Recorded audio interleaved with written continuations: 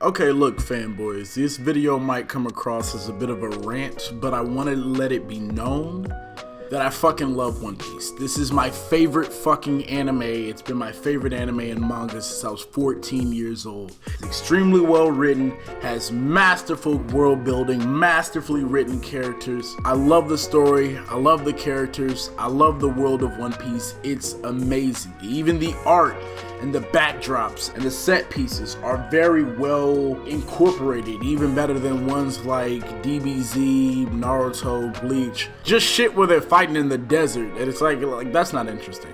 But there is something about One Piece that grinds my fucking gears, and I want to talk about it. And you know, just because I love something doesn't mean I can't critique it and pick it apart just for its flaws, for whatever flaws it does have. I do think One Piece is a masterpiece, but I'd be lying if I didn't say it has these small flaws that sort of snowballed into bigger problems that culminated into One Piece's biggest problem.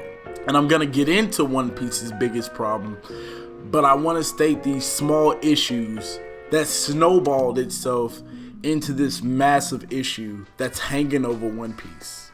Before I start off my problems with One Piece, I do want to state that this channel, I actually do want to hear you guys talk about your opinions on what I'm talking about. So if you guys have any small problems with One Piece, I would really like to hear about them, because it will motivate me to make videos about what you guys don't like as well. Either defending One Piece or at least bringing minor issues to the forefront with this platform. So if you guys do, please put them in the comments. I read like as many of the comments as I can. I really do. I go through most of y'all who have ever left a comment on my video. More than likely I have replied to it. I really appreciate the love and feedback that you guys have given me on my first video about Blackbeard and Zebek. And I want to state that that really means a lot to me. Thank you guys so much. Thank you so much to everyone who subscribed to me and liked my vids and helped me move this platform up to 50 subs. We're at 50 subs as of right now. Thank you guys so much. Subscribe if you want to see more One Piece content. Okay, now back to the vid. This shit gets under my fucking skin. My first problem with One Piece is that everybody is either related to somebody special or just is someone special. It's the most used trope by far in this show. Like, everybody. I mean, you think you're growing up in the woods with two random boys? Nope. One's the prince of the island that you're on right now, and the other one is prince of the pirates. His father was the pirate king. But he doesn't consider himself royalty because he doesn't like his dad. You thought you picked up a chef for your voyage? Nope, it's a runaway prince. But he doesn't consider himself royalty because he doesn't like his dad. Oh, you think you're getting robbed by some Team Rocket rejects? Nope, it's a runaway princess. And so on and so forth. It's such a plot device that was introduced to motivate Luffy to take on Crocodile. It was used earlier on in One Piece during the Alabasta arc. It was a good plot device to get the main character Luffy motivated to defeat the big bad, which was Crocodile. Free the citizens of the island. You know how the arc goes. We all know this. And don't get me wrong, it works fine. But does it gotta be for every arc? I mean, take Momonosuke for example.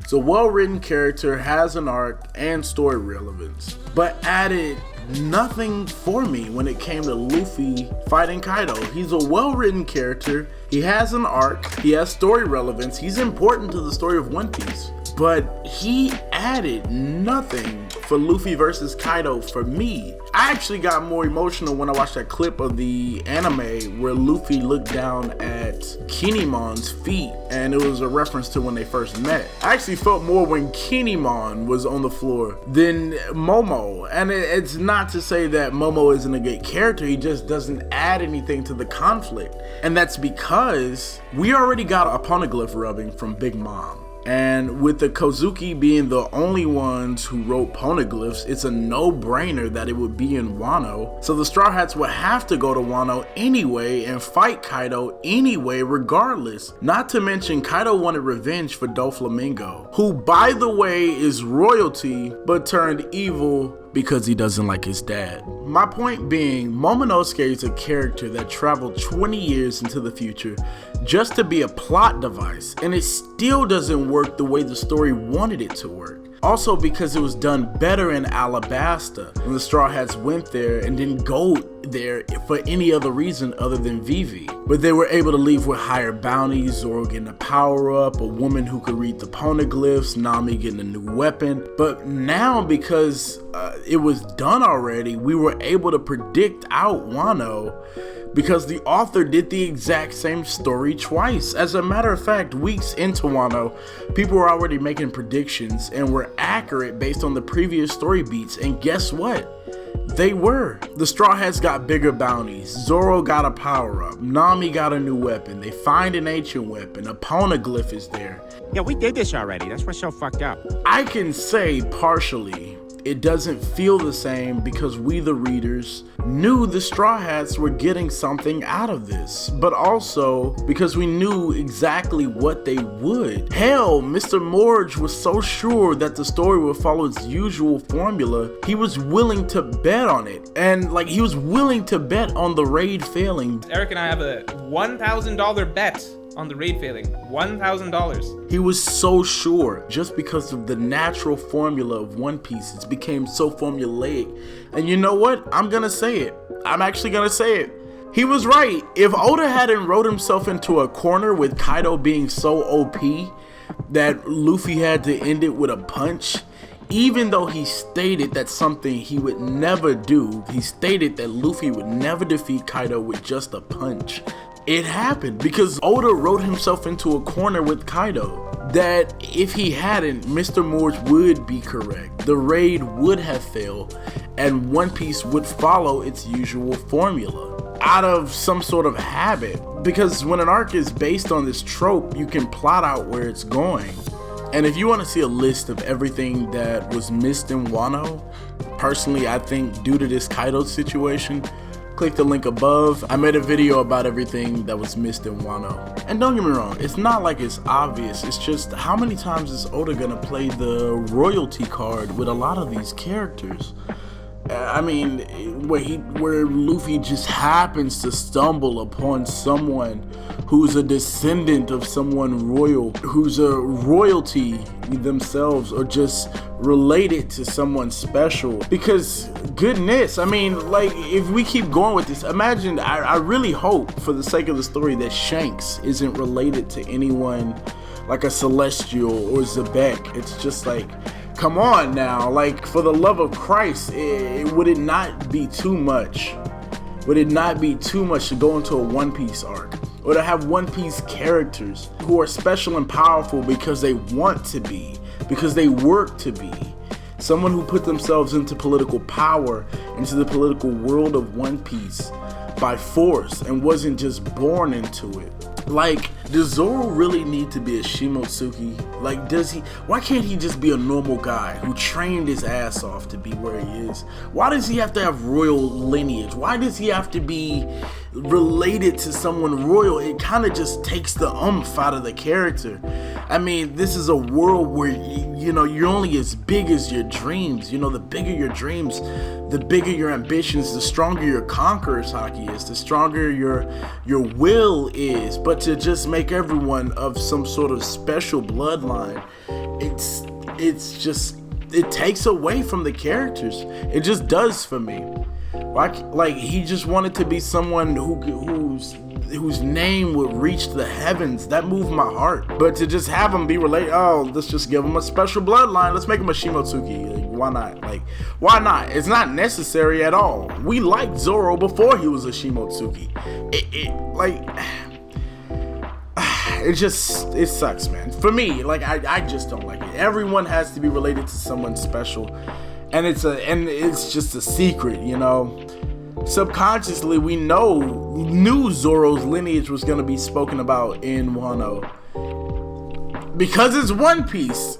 I'm glad Oda didn't go all the way with that decision, though. Please don't do my boy Zoro like that. I'm glad they didn't go all the way through with this Shimotsuki thing. I really am. Okay, my next problem with One Piece is very simple.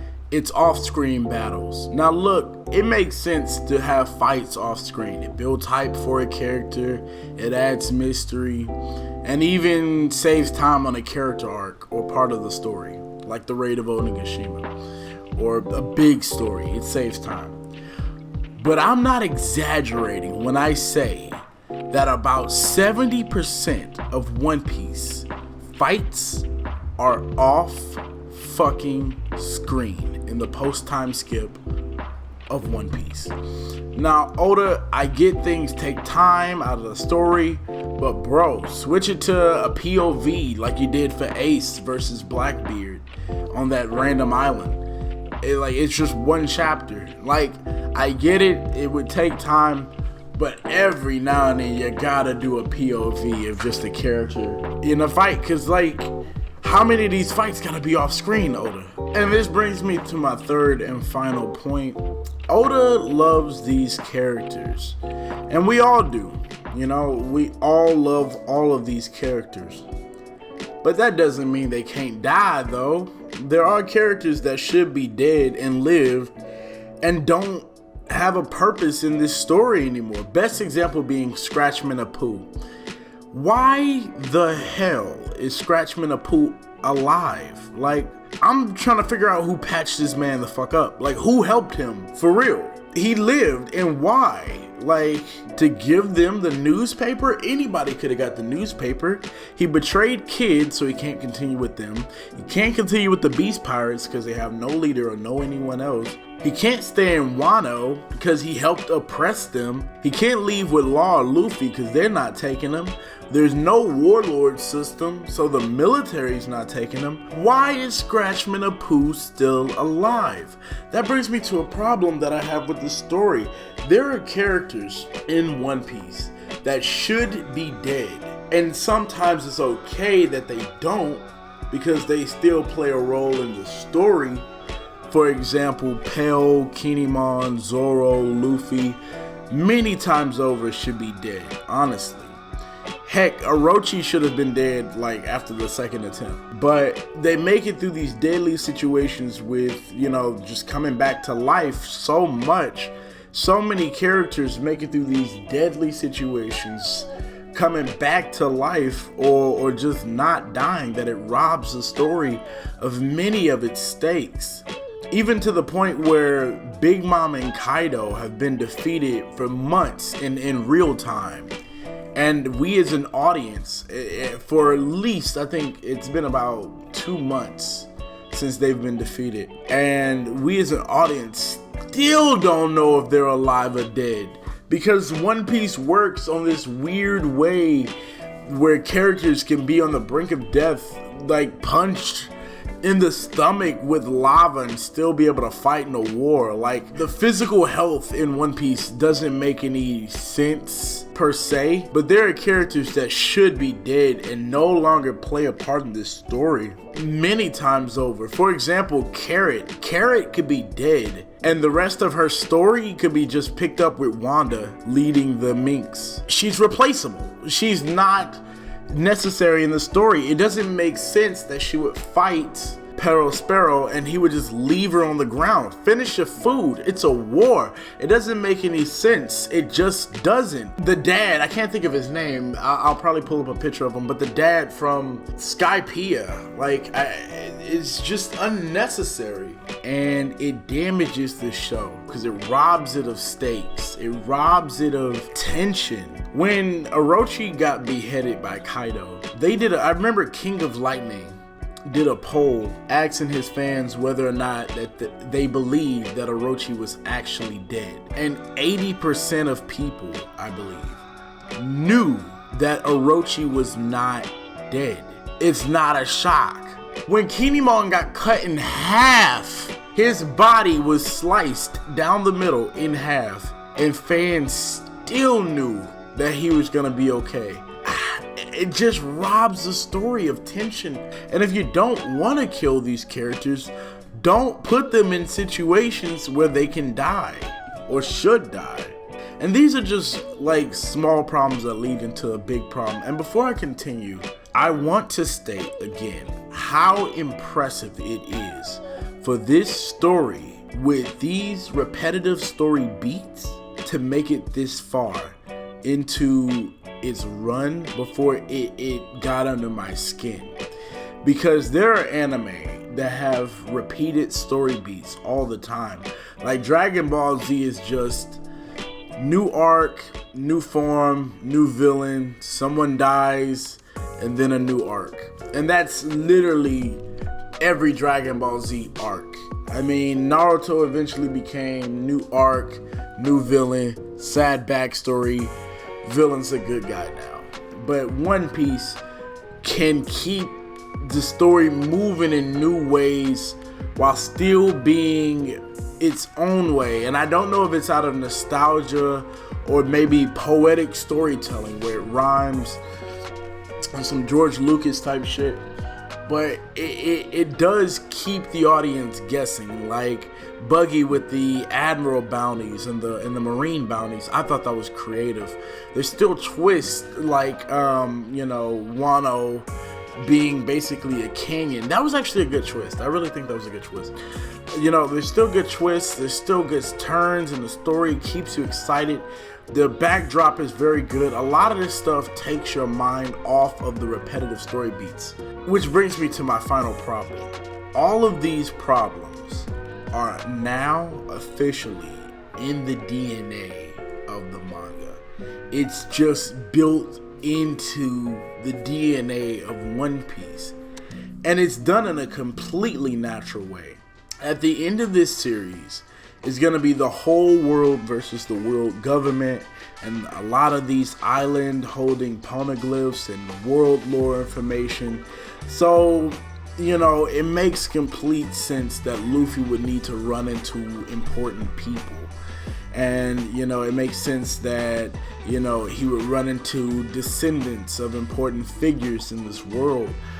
It makes complete sense that a lot of the fights will be off screen in a story this large, especially in some cases with Aokiji versus Akainu, because it will reveal too much. Because Oda knows that his fans want to see what Akainu can do at full power only when he faces Luffy for the first time.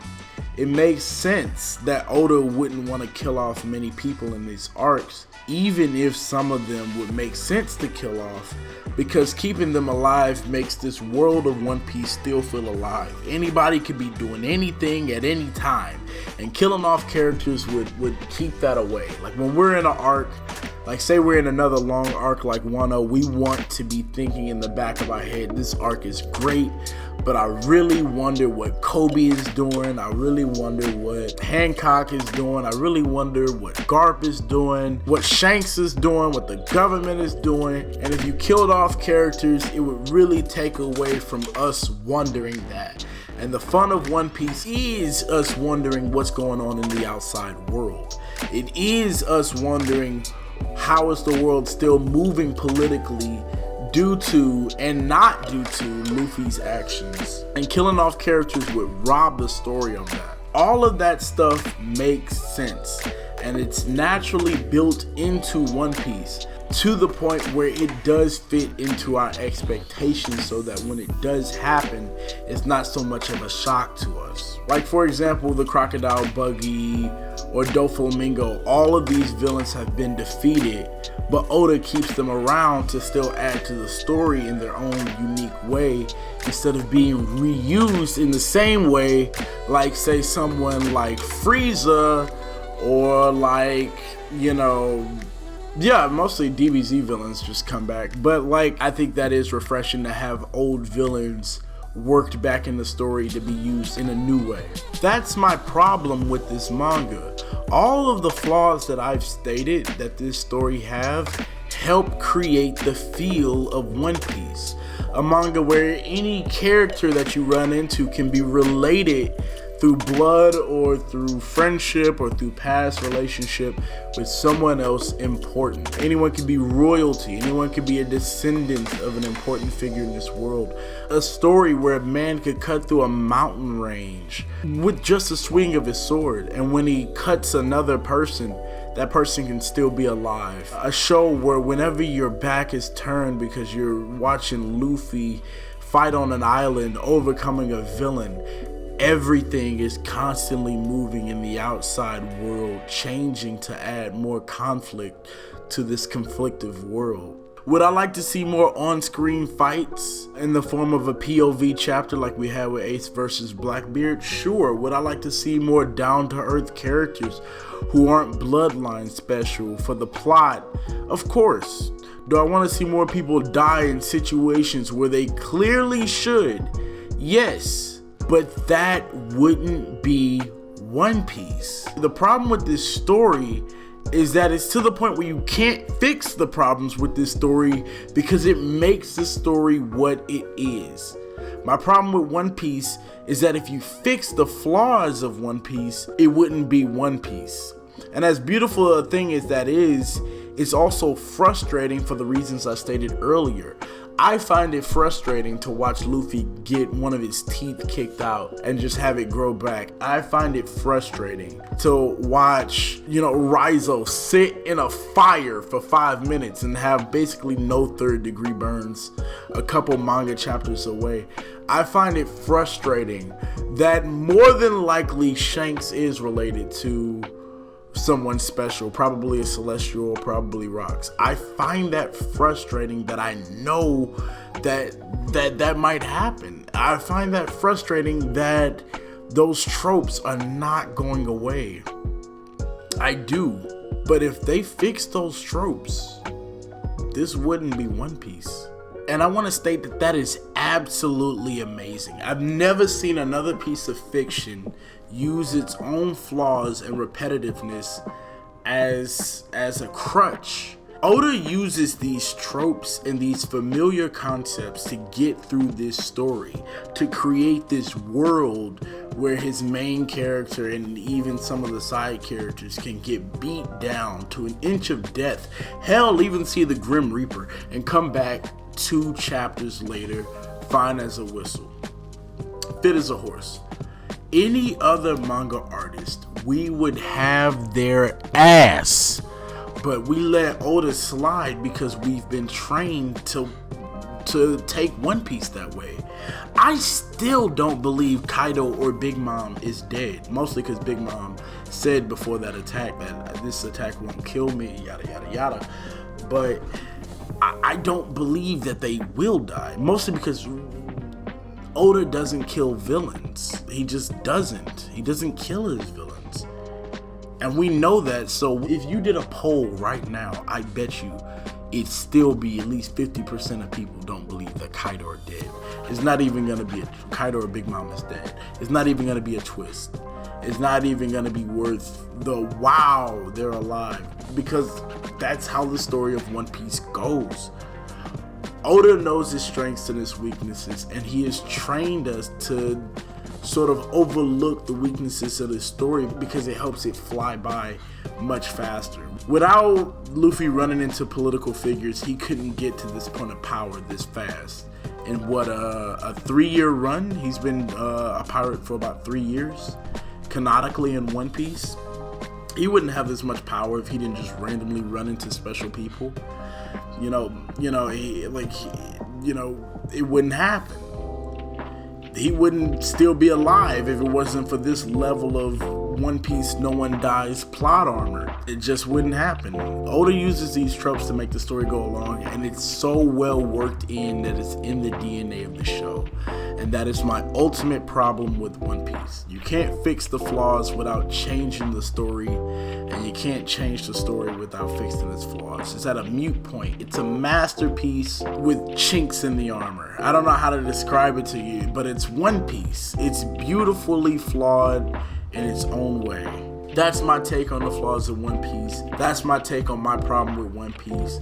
If you have any problems with One Piece that aren't just One Piece is mid or One Piece is too long, yada yada yada, if you actually have a genuine little small thing. You can still love One Piece. I still love One Piece. But leave it below in the comment section, because no matter what, I'm along for the ride. I'm here for the next 5-10 years until he finishes this masterpiece. Thank you guys for staying through the video. I really want to create an environment, so if you guys see comments, only give out positive energy. I want everyone to be able to talk and say how they feel about content, whether they agree or don't agree, but we are going to do it respectfully. I've seen some real shitty, toxic One Piece communities, and we not having that shit. Leave a like if you like the video, subscribe for more One Piece content. You can follow my Twitter at SenseiRoshi23. Have a nice day. Much love.